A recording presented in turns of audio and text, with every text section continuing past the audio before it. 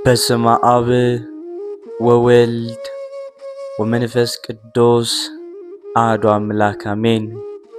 በክርስቶስ ክርስቲያን፣ በወልድ ወልደ እግዚአብሔር፣ በመንፈስ ቅዱስ መንፈሳውያን የተሰኛችሁ የኃያሉ የልዑል እግዚአብሔር ቤተሰቦች የእናታችን የቅድስት ድንግል ማርያም የአስራት የበኩራት ልጆች እንኳን ለሊቀ መላእክት ለቅዱስ ሩፋኤል ወርሃዊ መታሰቢያ ክብረ በዓል እንዲሁም በዚህች ዕለት ታስበው ለሚውሉ ቅዱሳን ክብረ በዓል በሰላም በጤና ደረሳችሁ።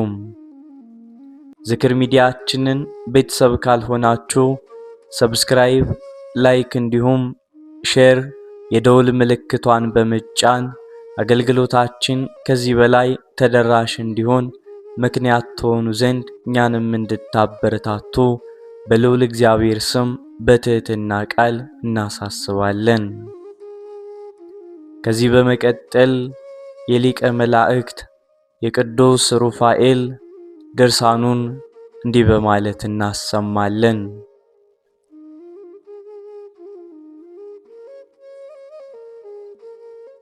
የሰማይ መላእክት ቁጥራቸው የበዛ ክብራቸውና አገልግሎታቸውም እንደየማዕረጋቸው የተከፋፈለ ነው። በቅድስት ሥላሴ ዙፋን ፊት ሌሊትና ቀንን ሳያቋርጡ ምስጋናን ያቀርባሉ። የብርሃን ልብስ ለብሰው የብርሃን ዘውድ ደፍተው የእግዚአብሔርን ትእዛዝ ለመፈጸም ምንጊዜም የተዘጋጁ ናቸው። ከነዚህ ስፍር ቁጥር የሌላቸው መላእክት መካከል በክብር ከፍ ያለው የሰው ልጆችን ጸሎትና ልመና በቀጥታ ወደ ፈጣሪ ዙፋን የሚያደርሱ 7 ታላላቅ መላእክት አሉ። እነዚህ 7ቱ ሊቃነ መላእክት የመላእክት አለቆች ይባላሉ። ከነዚህ ታላላቅና ክቡራን መላእክት መካከል ለሰው ልጆች እጅግ የቀረበው በምሕረቱና በፈውስ ጸጋው የሚታወቀው ገናናው መልአክ ቅዱስ ሩፋኤል ነው።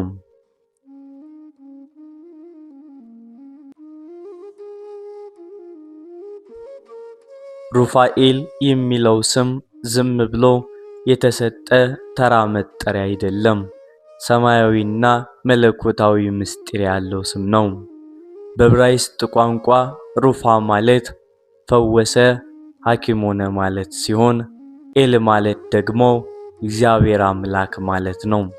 ስለዚህ ሩፋኤል ተብሎ ሲነበብ ጥልቅ ትርጉሙም እግዚአብሔር ፈወሰ፣ እግዚአብሔር ሐኪም ፈዋሽ ማለት ይሆናል።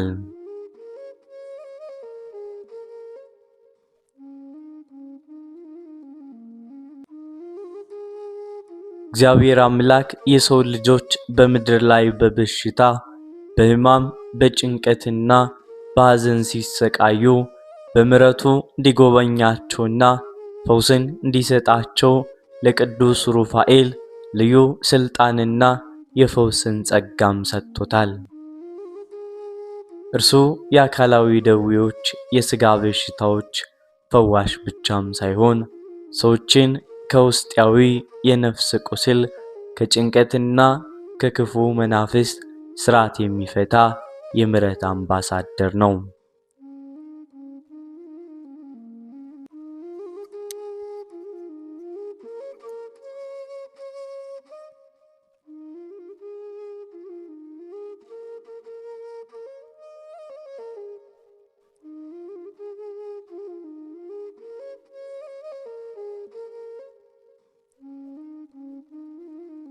በቅዱሳት መጻሕፍትና በቤተ ክርስቲያን ትውፊት መሠረት ቅዱስ ሩፋኤል የተሰጡት ኃላፊነቶች እጅግ ሰፊና ድንቅ ናቸው።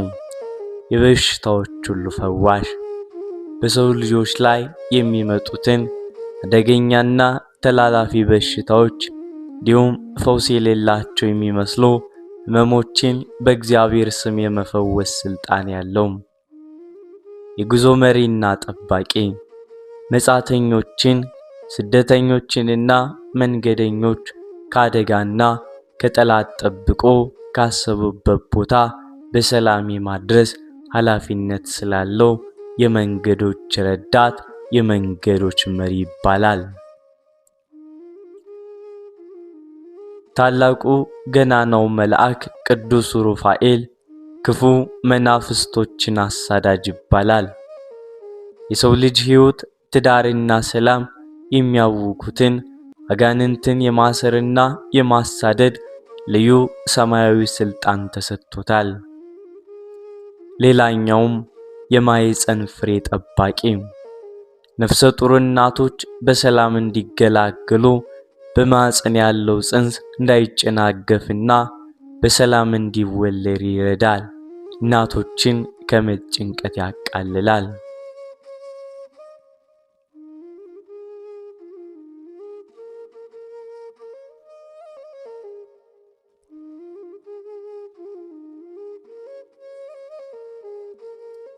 የዚህ ታላቅ መልአክ ተራዳይነትና ድንቅ ሥራ በሰው ልጅ ታሪክ ውስጥ ጎልቶ የታየው የእግዚአብሔር ሕዝብ በስደትና በመከራ ውስጥ በነበሩበት በ10ም ዘመን ነበር። ያን ጊዜ በምድር ላይ እጅግ የተጨነቁ፣ በበሽታና በክፉ መንፈስ የተሰቃዩ፣ ነገር ግን ወደ ፈጣሪያቸው ሌሊትና ቀን በንጽህና የሚጸልዩ ቅዱሳን ሰዎች ነበሩ። እነርሱም የቀኑ መንገዳቸው ያማረም ነበር።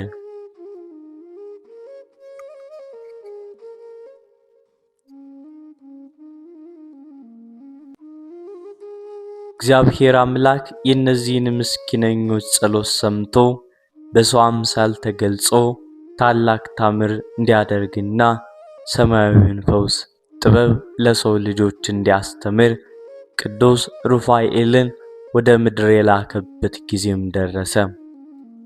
ይህ ታላቅ መልአክ እንዴት ወደ ምድር ወረደ? ማንንስ ለመርዳት?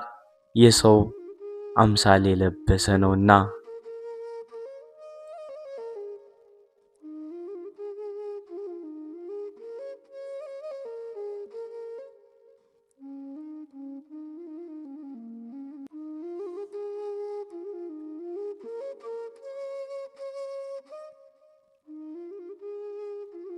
ቅዱስ ሩፋኤል ከፈጣሪ ዘንድ የተሰጠውን የፈውስና የምሕረት ትእዛዝ ይዞ ወደ ምድር ከመውረዱም በፊት በምድር ላይ የሁለት ምስኪን ቤተሰቦች ሕይወት በከፍተኛ መከራና ማዕበል ውስጥ ያልፍ ነበር።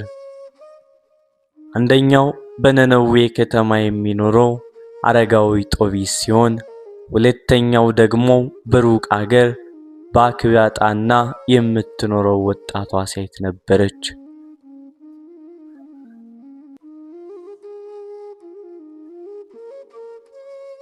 የጻድቁ ጦቢት ትዕግስትና የእይታ መጥፋት።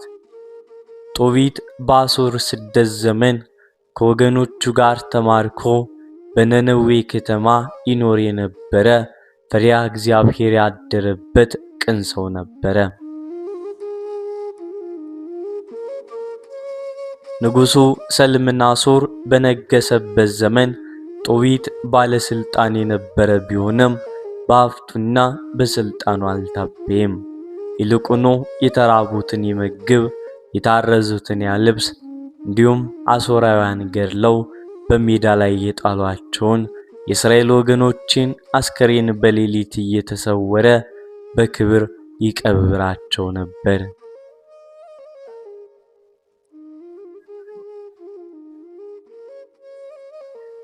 ነገር ግን ንጉሡ ሰናክሬም በነገሰ ጊዜ የጦቢት ደግነት እንደ ወንጀል ተቆጠረ። ንብረቱም በሙሉ ተወረሰ። እርሱም ሕይወቱን ለማዳን ተሰደደ። ከአንዳንድ ዘመናትም በኋላ ወደ ቤቱ ቢመለስም ትልቅ ፈተናም ጠበቀው። አንድ ቀን የሞተ ሰውን ቀብሮ ደክሞ ስለነበር በግቢው ውስጥ ከግድግዳ አጠገብ ተኛ።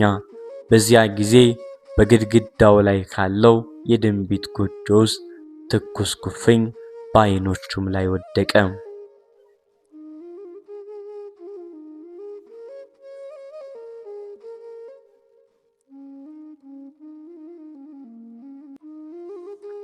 ጦቢት ወደ ሐኪሞች ሄዶ ለመታከም ቢሞክርም ሊፈውሱት አልቻሉም። ይልቁኑ ዓይኖቹ ሙሉ በሙሉ ታውረው ጨለማ ሆኑ። ለ4 ዓመታት ያክል ሙሉ በሙሉ ታውሮ ሲኖር ባለቤቷና እየፈተለች በምታገኘው ጥቂት ገቢ ያስተዳድሩም ነበር። ጦቢት ግን በዚህ ሁሉ መከራ ውስጥ ሆኖ ፈጣሪውን አላማረረም። ነገር ግን በአንዲት ወቅት የመጣበትን የሰው ወቀሳና የኑሮ መራርነት መቋቋም ሲያቅተው ልቡ በሐዘን ተሰብሮ ወደ እግዚአብሔር ማልቀስም ጀመረ።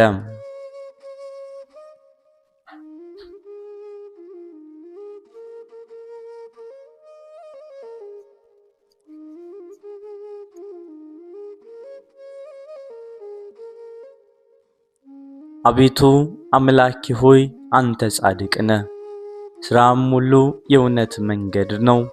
አሁንም እንደ ፈቃድህ አድርግብኝ፣ ነፍሴንም ከኔ ትወስድ ዘንድ አቤቱ አዝዝ። ከምኖር ይልቅ መሞት ይሻለኛልና እያለ በእንባም ጸለየ።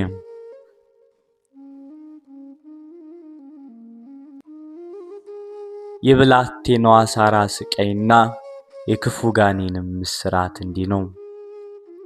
በዚሁ በጦቢት ዘመን በሌላኛው ሀገር በታላቋ ሚዶን አክባጣ ከተማ የምትኖር ሳራ የምትባል የራጉኤል ልጅ ነበረች። ሳራ ውብ ደግና መልከ መልካም ፈሪሃ እግዚአብሔር ያላት ወጣት ነበረች። ነገር ግን የእርሷ መከራ ከጦቢት የሥጋ ደዌ ይልቅ እጅግ ከባድና የሚሰቀጥጥም ነበር። ስማንዲዮስ የተባለ ጨካኝና ቀናተኛ ጋኔን ያድርባት ነበር። ይህም ጋኔን ሳራን ለጋብቻ የጠየቋትን ወንዶች በሙሉ በክፋቱ ይከተላቸው ነበር። ሳራ ለመጀመሪያ ጊዜ ስታገባ በሙሽርነታቸው ምሽት ገና ወደ አልጋው ሳይቀርቡ ያ ክፉ ጋኔን ሙሽራውን አንቆ ገደለው።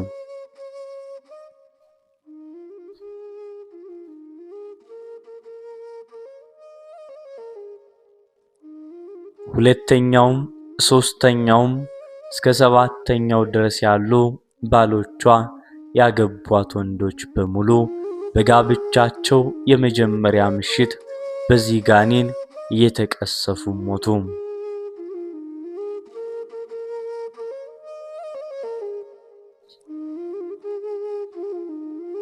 ሳራ ባሎቿን የምትገድል ይመስል በሰዎች ዘንድ ባልበላ እየተባለች በከፍተኛ ስድብና ነቀፋ ውስጥ ወደቀች።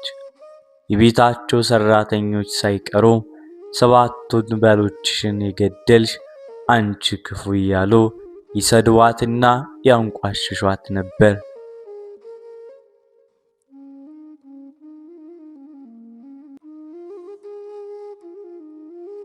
አንድ ቀንም የደረሰባት ስድብና ሐዘን ከአቅሟ በላይ ሲሆንባት ልቧ በከፍተኛ ሕመም ተሰበረ። ወደ ጓዳዋም ገብታ ለአባቷ ስም ስትል ራሷን እንዳታጠፋ ተጠንቅቃ ዓይኖቿን ወደ መስኮት ወደ ሰማይ አቅጣጫ ቀናች። እጆቿን ዘርግታ እንዲህ ስትል በመሪር እንባም ጮኸች። አቤቱ የዓለማት አምላክ ሆይ ስምህ ለዘላለም የተባረከ ይሁን። አሁንም አቤቱ ዓይኖችን ወደ አንተ አነሳለሁ። ከዚች ምድር እንድታሰናብተኝ ወይንም ይህንን ስድብ ከኔ እንድታርቅልኝ እለምንሃለሁ። እኔ ንጽሕት እንደሆንኩና ምንም አይነት ክፉ ሥራ እንዳልሰራው አቤቱ አንተ ልብን የምትመረምር አምላክ ሆይ አንተ ታውቃለህ ብላም ጸለየች።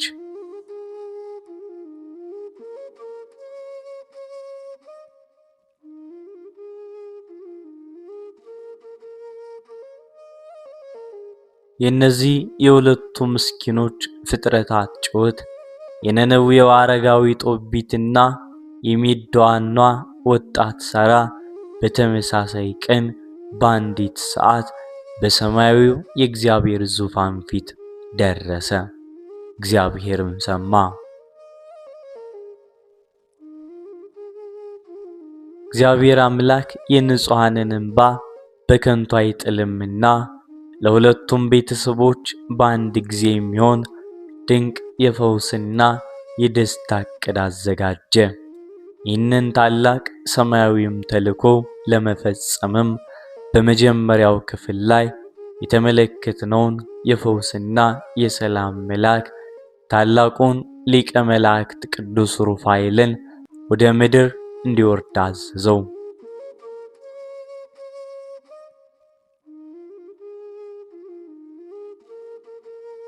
እግዚአብሔር አምላክ የአረጋዊውን ጦቢትንና የብላቴናዋን ሳራን ጸሎት ከሰማም በኋላ ታላቁ መልአክ ቅዱስ ሩፋኤል ሰማያዊ ክብርን ሰውሮ በሰው አምሳል ወደ ምድር እንዲወርድም ታዘዘ።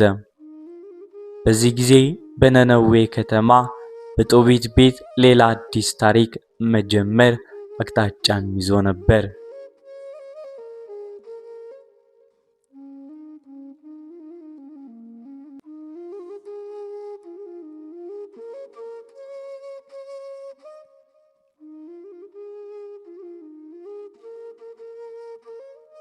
አረጋዊው ጦቢት አይኖቹ ታውረው ኑሮ ከብዶትና እድሜውም እየገፋ በመምጣቱ በምድር ላይ የሚኖርበት ዘመን ያበቃም መሰለው።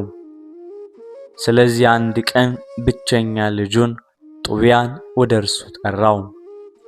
ጦቢት ለልጁ መልካም ክርስቲያናዊና ስነ ምግባራዊ ምክሮችን ከሰጠው በኋላ በወጣትነቱ ጊዜ ያደረገውን አንድ ነገር አስታወሰው።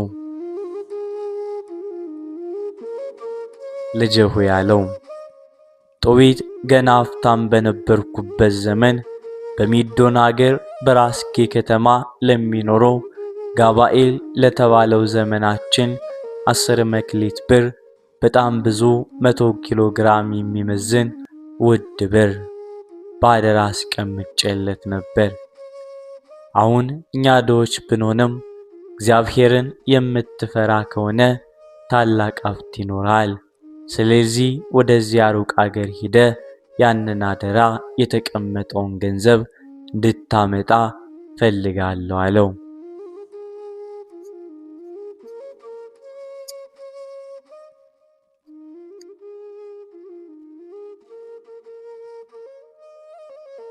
ጦቢያም ለአባቱ ታዛዥነቱን ገለጸ። ነገር ግን በትልቅ ግራ መጋባት ውስጥ ሆኖ እንዲህ አለ፣ አባቴ ሆይ ያልከኝን ሁሉ አደርጋለሁ። ነገር ግን እኔ ያንን ሀገር አላውቀውም። መንገዱም ቢሆን ረጅም አደገኛ ነውና በበረሃ የተመላ ነው። እሱንስ ባገኘው እንኳ እኔ አላውቀውም። ታዲያ ገንዘቡን አምኖ እንዴት ይሰጠኛል? ከሁሉ በላይ ደግሞ ብቻዬን ያንን ረጅም መንገድ እንዴት እጓዛለሁ? ጦቢትም ልጁን አረጋጋው።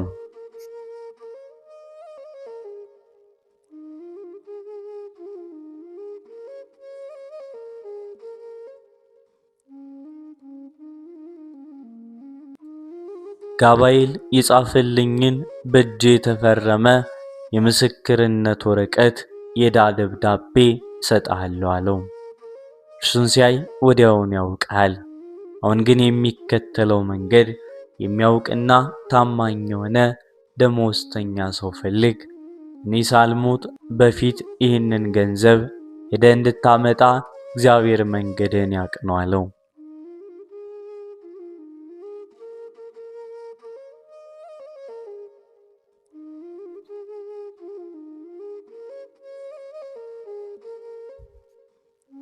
ጦቢያ ከአባቱ ዘንድ ወጥቶ መንገድ የሚመራውና አብሮት የሚጓዝ ታማኝ ሰው ፍለጋ ወደ ውጭ ወጣ። ገና ከደጃፉ ብዙም ሳይርቅ አንድ ያማረ ብሩህ ገጽታ ያለውና የመንገደኛ ልብስ የለበሰ ወጣት ቆሞ አገኘው። ይህም ወጣት በሰው አምሳል የተገለጸው የፈጣሪን ትእዛዝ ለመፈጸም ከሰማይ ወደ ምድር የወረደው ታላቁ ገናናው መልአክ ሊቀ መላእክት ቅዱስ ሩፋኤል ነበር።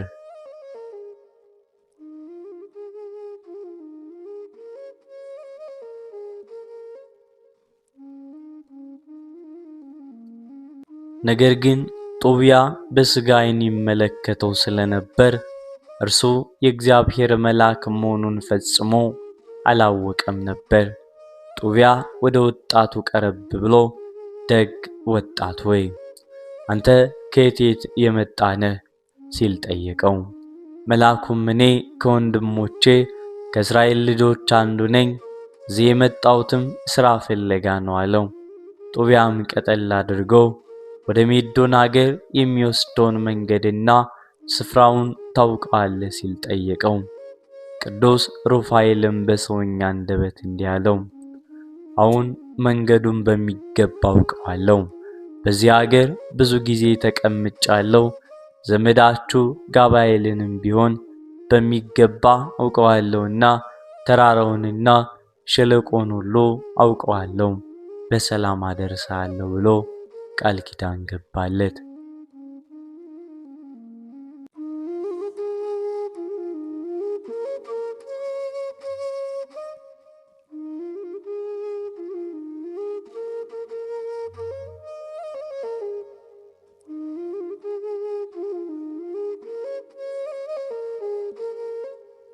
በአዛርያስም የተሰወረው መልአክ። ጦቢያም እጅግ ደስ ብሎት ወጣቱን ይዞ ወደ አባቱ ወደ ጦቢት ቤትም ገባ። ጦቢትም በመንፈስ ደስ ብሎት የመጣውን ወጣት ሰላም ካለው በኋላ ልጄ ሆይ ከየት ወገን ነገድ እንደሆንክ ልታውቀኝ ትችላለህን? ሲል ጠየቀው።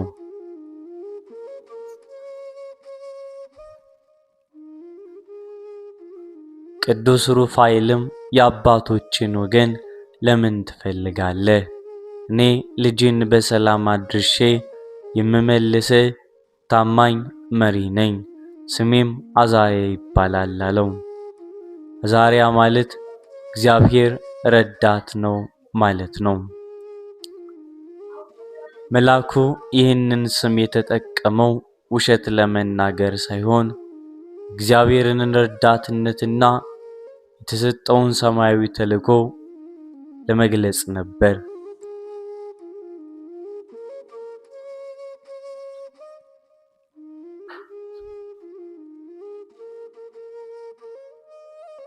ጦቢትም አንተማ ታላቅና ታማኝ ወገን ነህ፣ ልጄን ካንተ ጋር እሰደዋለሁ አለው። የመንገዳቸውንም ዋጋ ደሞዝ ተስማሙ። ጉዞው ሲጀመር ሲል የጦቢያ እናት ሐና ልቧ ባዘን ተሰበረ። ብቸኛ ልጇ ወደማያውቀው ሩቅ አገር ሲሄድ ማየት ስላስለቀሳትም ወደ ባሏ ቀርባ ይህንን ልጅ ለምን ሰደድከው? እርሱ የእጃችን ምርኮዝ የቤታችን ብርሃን አልነበረምን? ብሩ ይቅርብን፣ ልጃችን ግን ከኛ ይለየ እያለች ማልቀስ ጀመረች።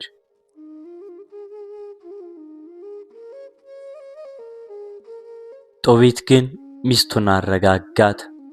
አታልቅሼ፣ ልጃችን በሰላም ይሄዳል፣ በሰላም ወደኛ ይመለሳል፣ እግዚአብሔር መልአክም አብሮት ይሰዳልና መንገዱ የተቃና ይሆናል አላት። በሰው አምሳል የቆመው ቅዱስ ሩፋኤልም እናትየዋ ስታለቅስ አይቶ ልቧን ሊያረጋጋው እንዲህ አላት፣ አትጨነቂ፣ አትፍሪም። ልጅሽን በጤናው ይዤው እሄዳለሁ፣ በጤናው በሰላም መልሼ ላይንሽ አበቃዋለሁ። በዚህ መልኩ እናትና አባታቸው መረቋቸው። ጦቢያና በሰው አምሳል የተገለጸው ቅዱስ ሩፋኤል ወይንም አዛርያ የጦቢያን ታማኝ ውሻ አስከትለው ያንን ታላቅና ምስጢራዊ ጉዞ ወደ ሜዶን ሀገር ጀመሩ።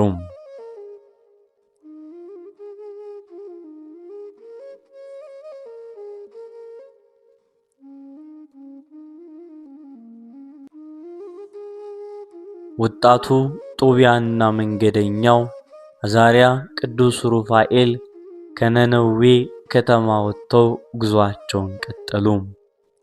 ጦቢያ አብሮት የሚጓዘው ተራ ሰው መስሎት በነጻነት ያወጋው ነበር። መልአኩ ግን በታላቅ ትሕትና የወጣቱን እርምጃ እየጠበቀ ከመንገድ ዳር ሊያጋጥሙ ከሚችሉ ከሚታዩና የማይታዩ አደጋዎች ሁሉ በጥላው ይጋርደው ነበር። በመጀመሪያው ቀን መጨረሻ ላይ ፀሐይ ልታዘግጥ ስትል ወደ ታላቁና ፈጣኑ የጤግሮስ ወንዝ ደረሱ።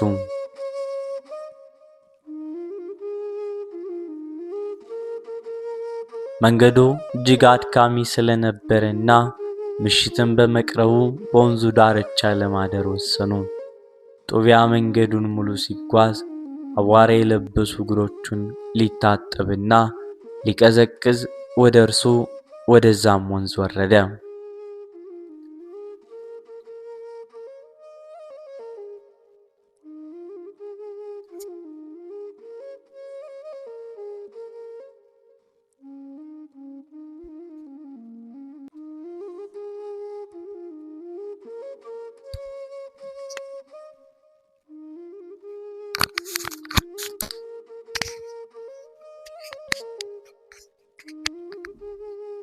አሳውን አፉን በሰፊው ከፍቶ የወጣቱን እግር ሊውጠውና ወደ ጥልቅ ውሃ ሊጎትተው ሞከረ። ወደ ጥልቅ ውሃ ጠጋ ብሎ እግሩን ሲዘክር በድንገት ከውሃ ውስጥ አንድ ግዙፍ አስፈሪ አሳም ሊውጠው ሲሞክር ጦቢያ ባልጠበቀው ነገር ደንግጦና ከፊኛ ፈርቶ ጌታዬ አዛሪያ ሆይ ድረስልኝ፣ አሳው ሊውጠኝ ነው እያለ ጮኸ። በሰው አምሳል የቆመው ሊቀ መላእክት ቅዱስ ሩፋኤል ግን ፈገግ ብሎ በረጋ እምነት በሚሰጥ ድምፅ እንዲህ አለው፣ ጦቢያ ሆይ አትፍራ፣ አትሽሽም። ይልቁንም ጨክነህ ያዘውና የአሳውን ጆሮ ይዘህ ወደ የብሱ ሳበው፣ ከአሸዋው ላይ አውጣው። ጦቢያም በመልአኩ ቃል ተደፋፍሮ ፍርሃቱን ወደ ጎን በመተው አሳውን በኃይል ያዘውና ታግሎ ወደ ደረቁ ምድር አወጣው። አሳውን በአሸዋው ላይ ይወራጭ ጀመር። አሳው ከተያዘ በኋላ ቅዱስ ሩፋኤል ለጦቢያ አንድ እጅግ አስገራሚና እንግዳ የሆነ መመሪያ ሰጠው።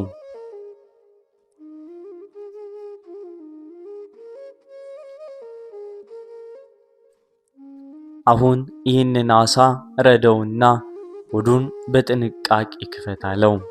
ከዚያ ሐሞቱን ጉልበቱንና ልቡን በጥንቃቄ አውጥተ ለብቻቸው አስቀምጣቸው። የተቀረውን ስጋውን ግን ለምግባችን የሚሆን ያክል ጠብሰን እንበላዋለን። ጦቢያም መልአኩ እንዳዘዘው የአሳውን ሆድ ቀዶ ሐሞቱን ጉልበቱንና ልቡን ለይቶ በጥንቃቄ ማሸገው። ነገር ግን ነገሩ እጅግ ስላስገረመው ወደ አዛሪያ ቀርቦ ጠየቀው። ጌታዬ አዛሪያ ሆይ ይህ የምታስቀምጠው የአሳው ልብ፣ ጉበትና ሐሞት ጥቅሙ ምንድነው? ምንስ ምስጢር አለው?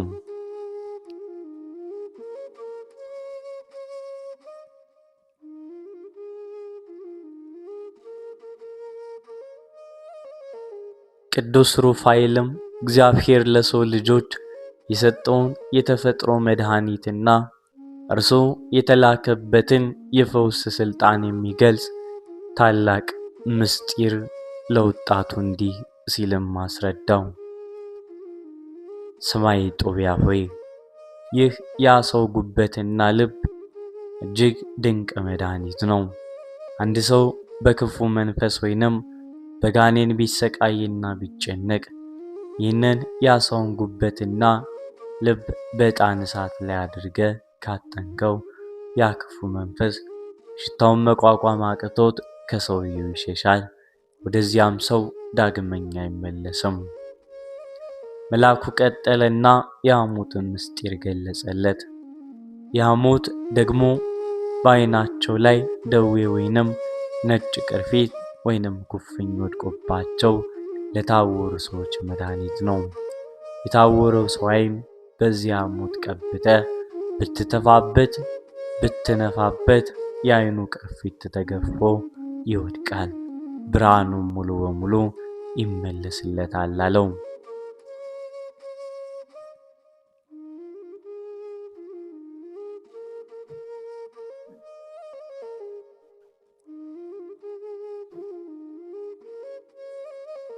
የመልአኩ ድብቅ ዕቅድ። ጦቢያ ይህንን ሰማያዊ ትምህርት ሲሰማ ልቡ በደስታና በአምልኮ ተሞላ። ነገር ግን አሁንም ቢሆን ይህ መድኃኒት ለማን እንደሚሆን አላወቀም ነበር።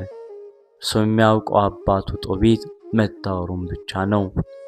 መልአኩ ቅዱስ ሩፋኤል ግን የጦቢትን ዓይን ለመክፈትና የሳራን ትዳር ከሚያውከው ጋኔን ለመገላገል ሁለቱንም የፈወሰ ቁልፎች በዚያ ዓሣ ውስጥ አዘጋጅቶለት ነበር።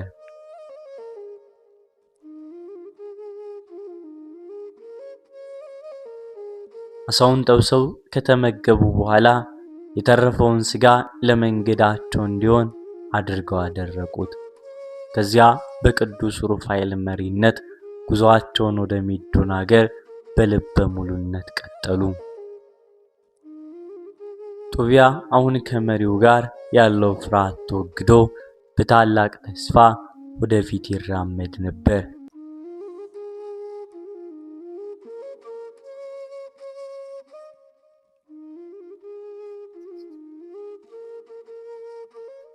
ጤግሮስን ወንዝ ተሻግረው ጉዞአቸውን በስኬት ከቀጠሉ በኋላ ወጣቱ ጦቢያና መሪው ቅዱስ ሩፋኤል ወይንም አዛርያ ሳሪና ቤተሰቦቿ ወደሚኖሩባት ወደ ሜዶን ግዛት ኤክባጣና ከተማም ደረሱ። ወደ ከተማዋ የተቃረቡ ሳሉ መልአኩ ለጦቢያ ድንቅ የሆነ የሕይወት መመሪያ ምስጢር ይነግረው ጀመር።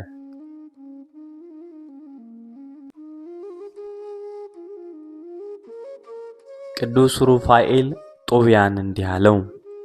ጦቢያ ወንድሜ፣ እርሱ ያንተ የቅርብ ወገንና ዘመድ ነው። ሳራ የምትባል አንዲት እጅግ ውብና ብልሃተኛ ልጅም አለው። እርሷን ልታገባት ይገባሃል። የአባቷን ሀብትና ርስት ሁሉ ላንተ ይገባሃል።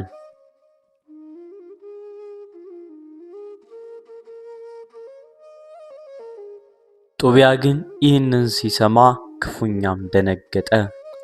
ምክንያቱ በነነዌ ከተማ ሳለች ስለዚህ ሴት የሚነገረውን አስፈሪ ወሬ ሰምቶም ነበር።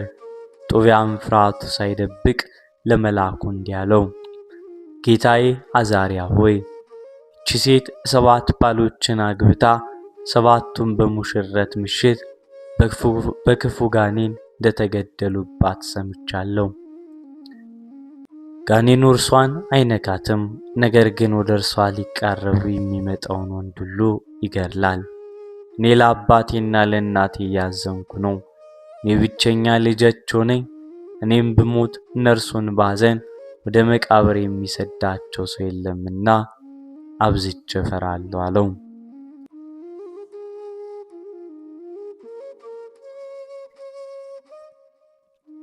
ሊቀ መላእክት ቅዱስ ሩፋኤል ግን በታላቅ ሰማያዊ ሥልጣን ጦቢያን አበረታው።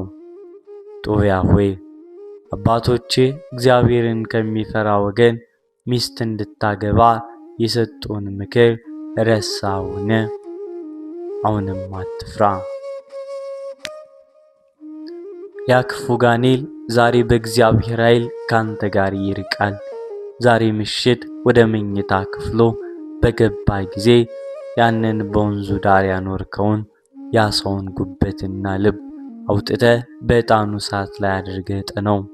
ጋኔኑ ሽታውን ሲያገኝ ፈጥኖ እንደ ጉም ይበናል፣ ይጤሳል። ከእርሷም ጋር ከመተኛት በፊት ሁለታችሁም ተነስታችሁ ወደ ሰማይ አምላክ በጸሎት ጩኹ፣ እርሱ ምሕረቱንና ፈውስን ይሰጣችኋል አለው።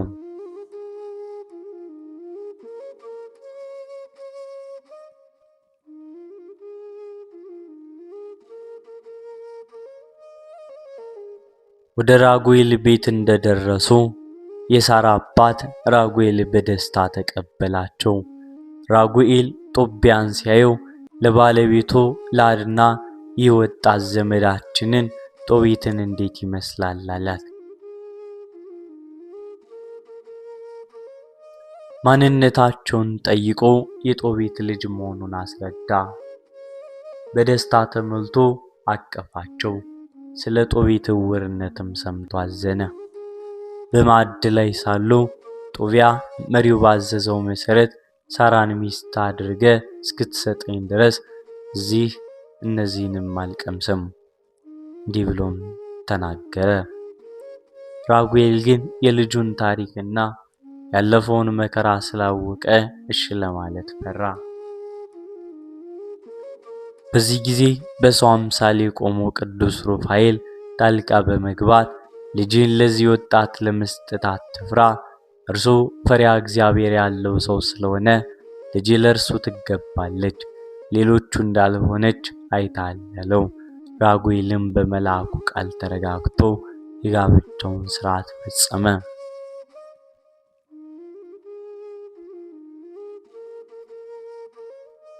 ምሽት ላይ ጦቢያና ሳራ ወደ መኝታ ክፍላቸው ገቡ። ራጉኤልና ባለቤቱ ግን ይህም ወጣት እንደቀደሙት እንዳይሞት በማለት በውጭ ነው መቃብር ይቆፍሩ ነበር።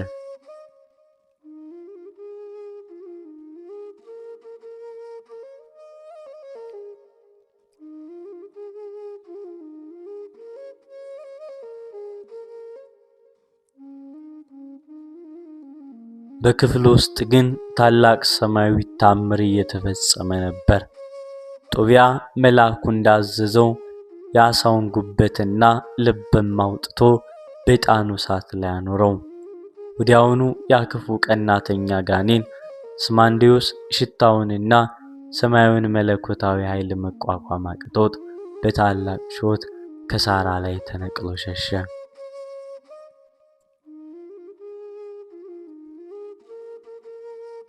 በሰው ዓይን የማይታየው ነገር ግን በክብር አካባቢውን ሞልቶት የነበረው ሊቀ መላእክት ቅዱስ ሩፋኤል ያንን ክፉ መንፈስ እስከ ላይኛው ግብጽ በረሃ ድረስ አሳዶ በኃይል አሰረው።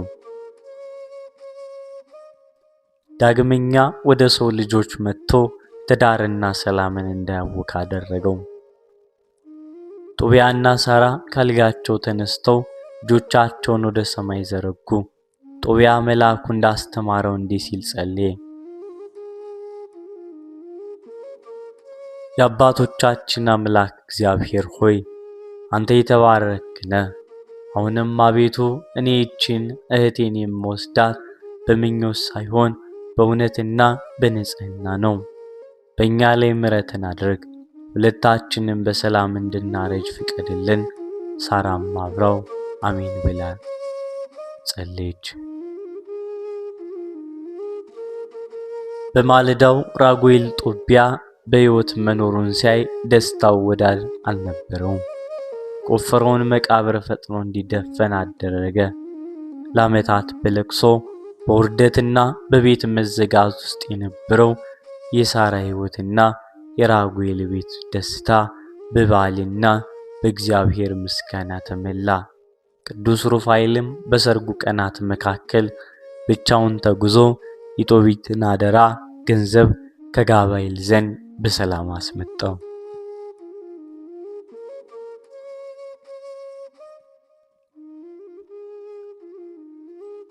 በነነዌ ከተማ ግን አረጋዊ ጦቢትና ባለቤቷና ቀኖችን እየቆጠሩ በከፍተኛ ጭንቀት ውስጥ ነበሩ።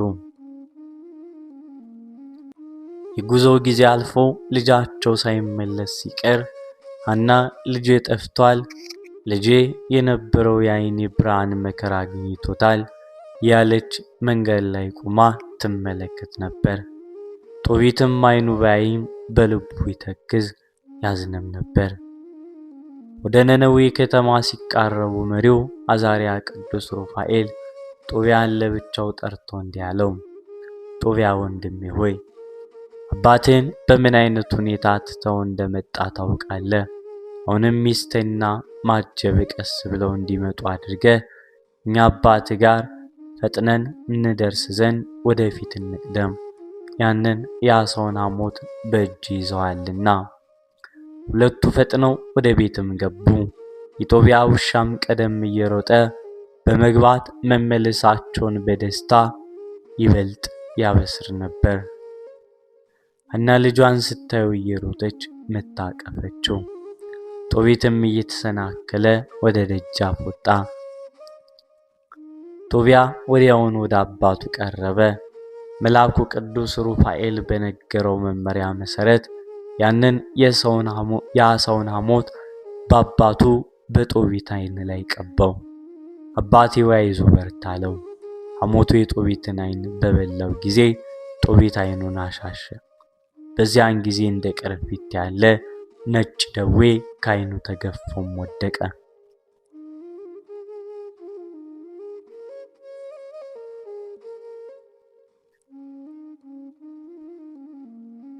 ጦቢትም ወዲያውኑ ማየት ቻለ።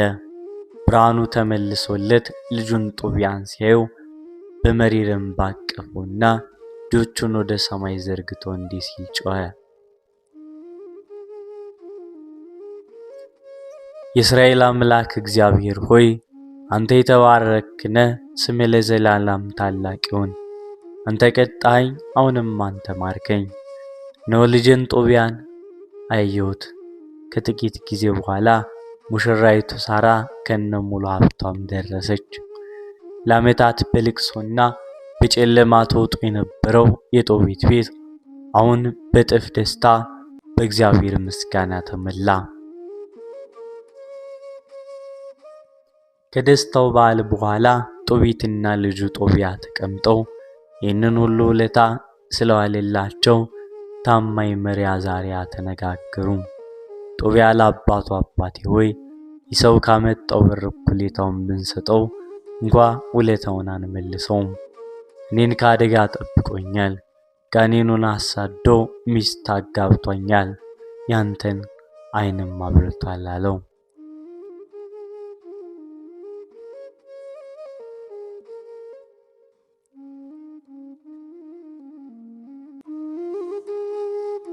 ጦቢትም ተስማምቶ አዛርያን ጠሩትና ከያዝነው ሀብት ሁሉ እኩሌታውን ለደሞዝህ ይዘህ በሰላም ሂድ አሉት። በዚያን ጊዜ መልአኩ ቅዱስ ሩፋኤል ሁለቱንም ለብቻቸው አውጥቶ እስከዚያች ሰዓት ድረስ ተሰውሮ የነበረውን ሰማያዊ ምስጢር ታላቅ ማንነቱን እንዲህ ሲል ገለጠላቸው።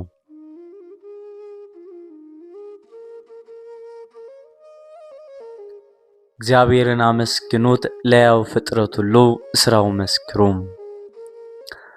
ጦቢት ሆይ አንተ በደስታ ጊዜ በሐዘንም ጊዜ ስትጸልይ፣ የተራቡትን ስትመግብና ሙታንን በክብር ስትቀብር፣ ጸሎትንና መልካም ስራህን ወደ እግዚአብሔር የክብር ዙፋን ፊት ያደረስኩ እኔ መልአኩ ቅዱስ ሩፋኤል ነኝ። አንተ እግዚአብሔርን ደስ አሰኝተሃልና ፈተና ሊያገኝ ግድ ነበረ። አሁንም እግዚአብሔር አንተን ሊፈውስህ ምራትህንም ሳራን ከኔን ጋር አስራት ሊያድናት ልኮልኛል። እኔ በፈጣሪ ፊት ከሚቆሙትና የቅዱሳንን ጸሎት ወደ ላይ ከሚያሳርጉት ከሰባቱ ሊቃነ መላእክት አንዱ ቅዱስ ሩፋኤል ነኝ። ይህንን በሰሙ ጊዜ ጦቢትና ጦቢያ ክፉኛም ደነገጡ። በፍርሃትም በግንባራቸው መሬት ላይ ተደፉ፣ ተፍገመገሙ። ቅዱስ ሩፋኤል ግን አጽናናቸው። አትፍሩ፣ ሰላም ለእናንተ ይሁን። እኔ ወደ እናንተ የመጣሁት በራሴ ፈቃድ ሳይሆን በእግዚአብሔር ፈቃድ ነውና እርሱም ብቻ አመስግኑት። በምድር ላይ ስበላና ስጠጣ ያያችሁኝ በራእይ በሰው አምሳል እንጂ እኔማ የሰማይን መብል የምመገብ ዘወትር ለምስጋናው ቅዱስ ቅዱስ እያልኩ ረካለሁ። አሁንም እኔ ወደ ላከኝ ወደ ፈጣሪ አድርጋለሁ። እናንተ ግን ይህንን ድንቅ ሥራ መጽሐፍ አድርጋችሁ ጻፉት አላቸው። ይህንንም ተናግሮ ዓይኖቻቸውን ወደ ሰማይ አቅተው ሲመለከቱ ታላቁ መልአክ በብርሃን ክንፎቹ ወደ ሰማይ አረገ፣ ዳግመኛም አላዩትም። እነርሱ ግን ተነስተው ስለተደረገላቸው ታምር እግዚአብሔርን እያመሰገኑ ሥራውን ለዓለም ሁሉ መሰከሩ።